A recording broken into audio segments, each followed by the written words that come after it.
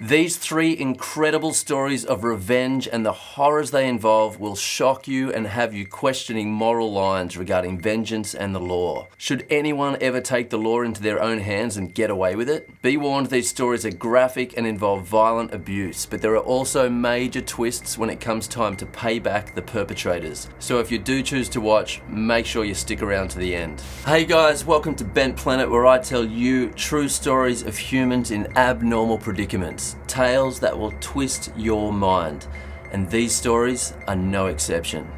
Alright, Hey, before we get into the story... Man, you didn't even ask them to subscribe. Now? We're about to get into it. Alright, before we get into these stories, please subscribe if you love these kinds of true stories, and smash that like button. Do not say smash the like button. Everyone says smash the like button. Hit that like button. Alright. Thank you. Let's go with the stories. You done? Alright, get comfortable.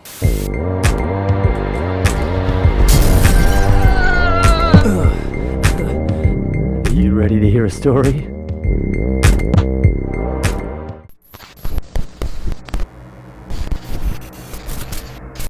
In a quiet little village in Turkey, 26-year-old Nevin Yildrim should have been living a tranquil life with her 2 young children and her husband. But when another man in the village saw that Nevin's husband had left town for extended work, he destroyed that peace for his own cruel satisfaction. Nurettin Gidej began showing up at Nevin's house with a gun raised, threatening to kill not only her but both her children if she made any noise or spoke up about what he was doing. Aged just 2 and 6, her children were helpless to do anything as Gidej forced himself onto their mother. He then made it a habit to stop by the house and rape her as often as he pleased over the next 8 months.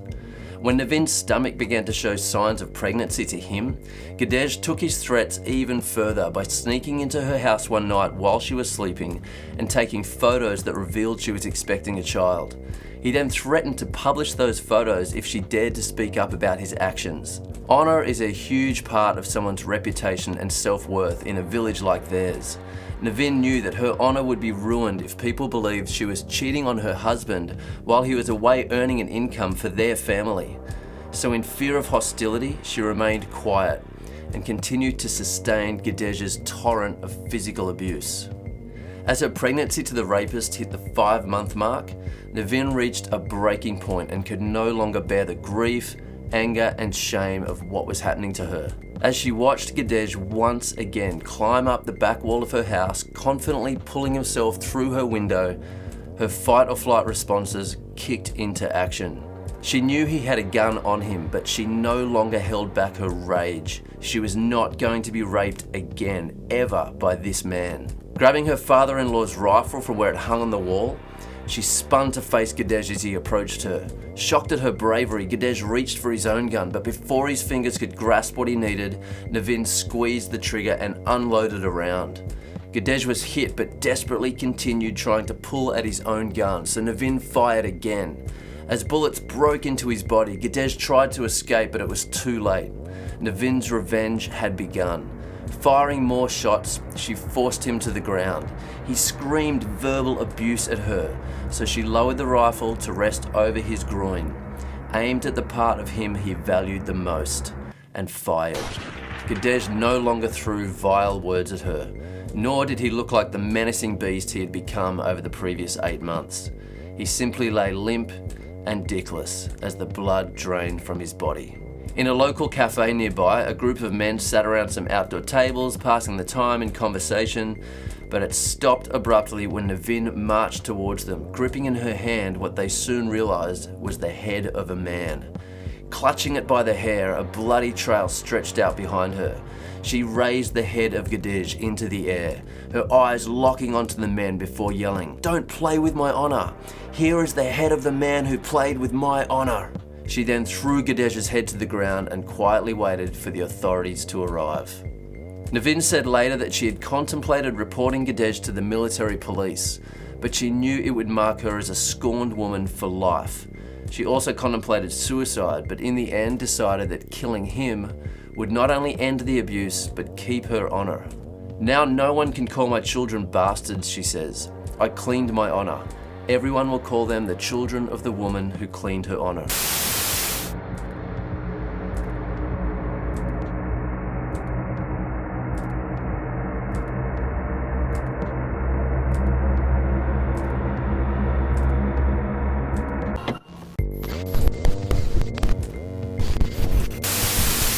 Based in Southern California, Jeffrey Hall was adored by many. He spoke at rallies and stood up for what he believed in. Those who followed his doctrine were convinced he was a righteous man with steadfast honor and conviction. But for everyone else, Jeffrey Hall was simply a white supremacist who preached hate, an unemployed plumber who would happily display images of Hitler as he promoted the goals of the largest neo-Nazi movement in the USA. Despite convincing his colleagues that his core beliefs were rooted in family values, respect, and love for his compatriots, his personal life was a sharp contrast to this. Hall was addicted to a selection of drugs, including methamphetamine, which only added unhinged fuel to his violent behaviour behind closed doors. He was physically abusive to his wife and children, in particular his eldest son, Joseph.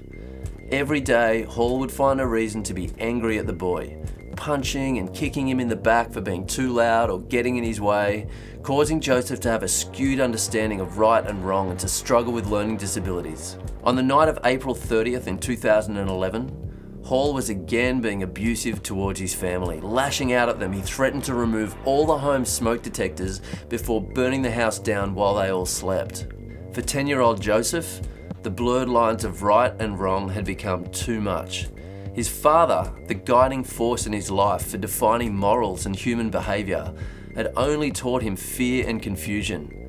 As he hid in his room with his dad's words echoing in his mind, scared to sleep knowing that he may be burned alive with his mother and brothers, he made a decision. Waiting until he was sure that everyone was asleep, he quietly opened his bedroom door and snuck into his parents' room. His mother was fast asleep. Making sure not to wake her, he went to the spot where he knew his father kept a gun and gently took it into his hands.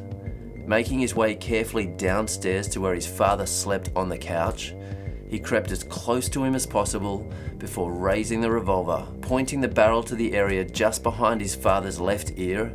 He didn't hesitate, squeezing the trigger to end his family's torment. Jeffrey Hall dying instantly in a pool of blood. 911 emergency. My son shot my husband. I need an ambulance. He's bleeding. How old is your son? 10. How old is your son? 10. Oh my God. Despite his age and mental struggles, police interrogated Joseph and accepted his decision to waive his Miranda rights without the presence of an attorney or any adult guidance. He was then convicted of second-degree murder and sentenced to serve 10 years in a California juvenile facility.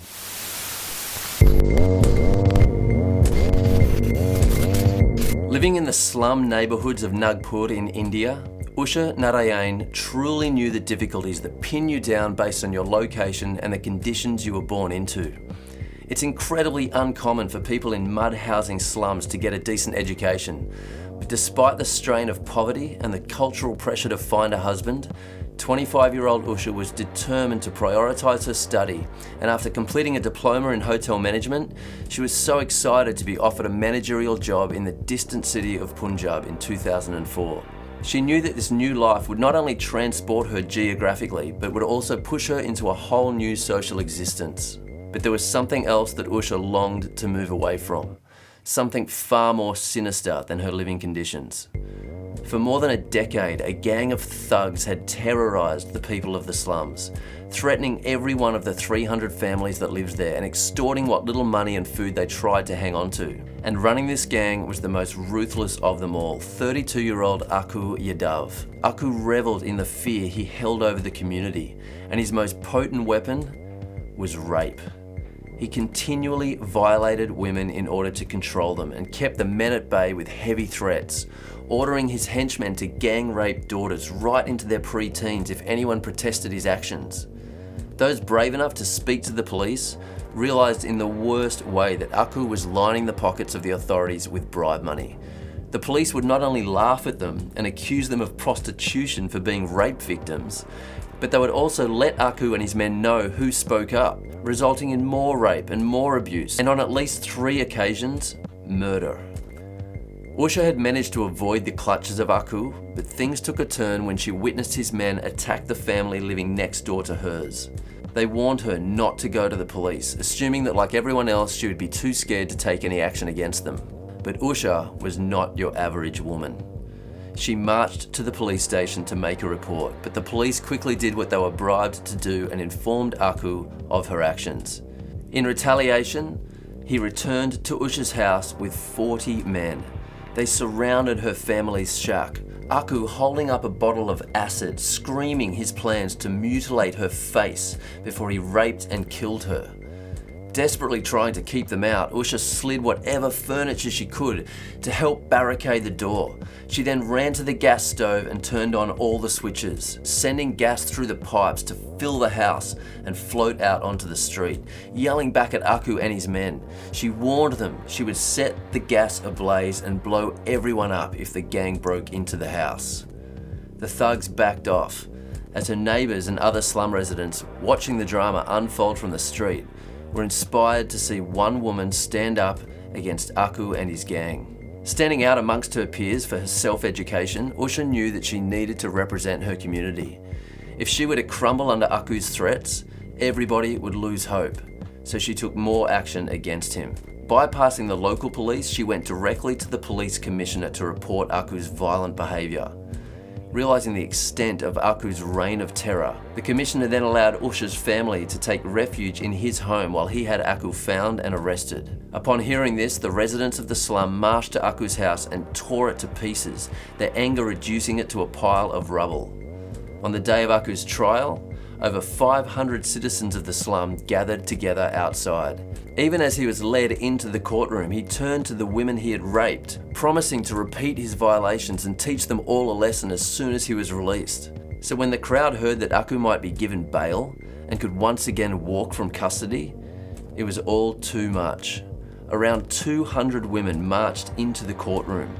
With them, they carried vegetable knives, stones, chili powder, and whatever else they found fit to be a weapon. Akku turned and focused in on one of the women, calling her a prostitute and telling her he would rape her again. With the policeman by his side just laughing and her emotions at breaking point, the woman took off one of her sandals and lunged at him, hitting him repeatedly and shouting, "We can't both live on this earth together. It's you or me." And this was all it took for the entire mob of women to turn, releasing years of pent-up rage.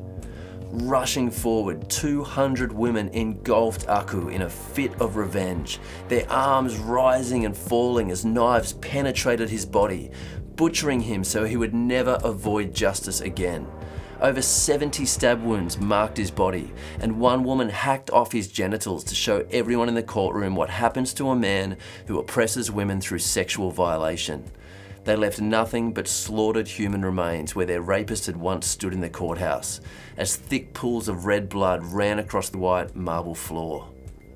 For years, Akku Yadav had preyed on the lowest caste of Indian society in order to maintain power, and in that moment, it rushed back against him with a vengeance.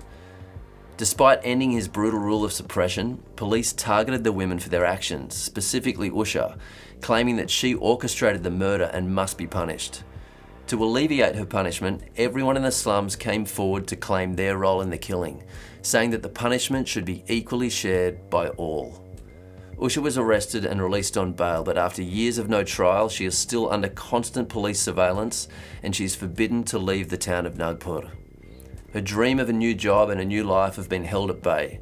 She has, however, founded a community project which teaches entrepreneurial skills to 250 women in her neighbourhood, teaching them everything from computer literacy to clothes design and catering. Usha is considered a legend amongst her people. Alright guys, that's it for today's stories. I hope you enjoyed them. I'm guessing if you made it this far, you're into dark, intense, true stories of humans in abnormal predicaments. So if you are, please subscribe so I can keep telling you stories. And until the next one, stay bent.